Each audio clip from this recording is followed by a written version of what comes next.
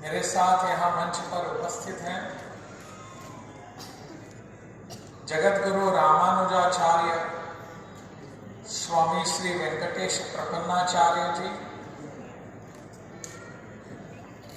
हरियाणा के श्री कृष्ण आयुष विश्वविद्यालय यानी कुरुक्षेत्र के वहाँ के विश्वविद्यालय के कुलपति श्री करतार सिंह धीमान जी,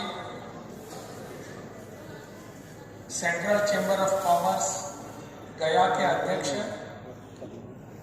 डॉक्टर कौशलेंद्र प्रताप जी, महाविद्यालय के शासी निकाय के अध्यक्ष श्री शिव कैलाश डालमिया जी, प्राचार्य डॉक्टर राजीव लोचन दास जी, बी.आर. अम्बेडकर विश्वविद्यालय के कुल सचिव श्री संजय कुमार जी, यहाँ आप सब आमंत्रित किए गए सभी अभिभावक, अन्य महानुभाव,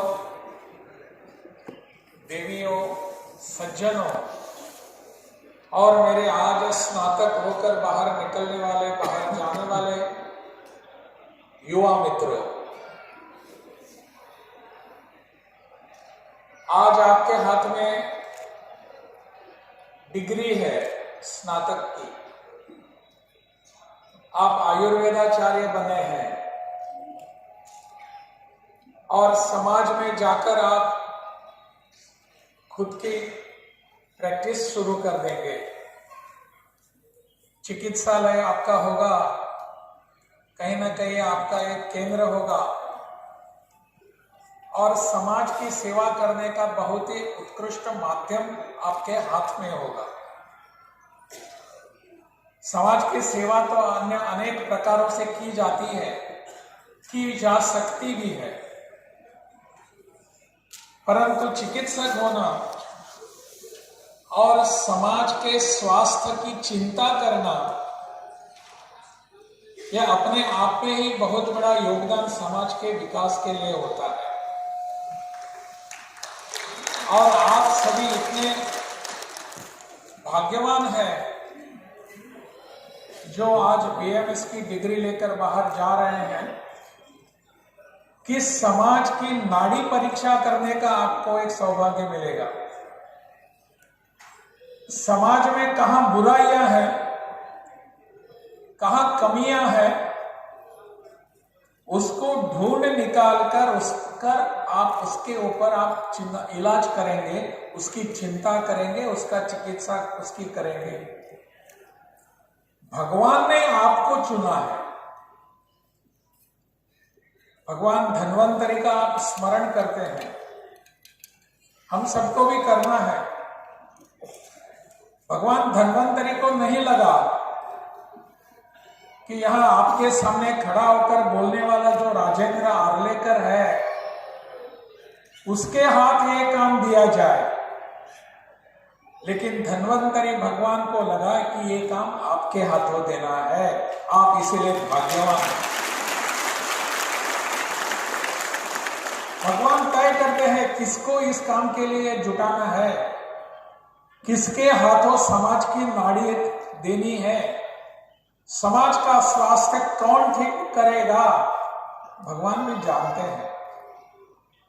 और इस कारण आपके ऊपर बहुत ही बड़ा दायित्व आ चुका है, बहुत बड़ा दायित्व है।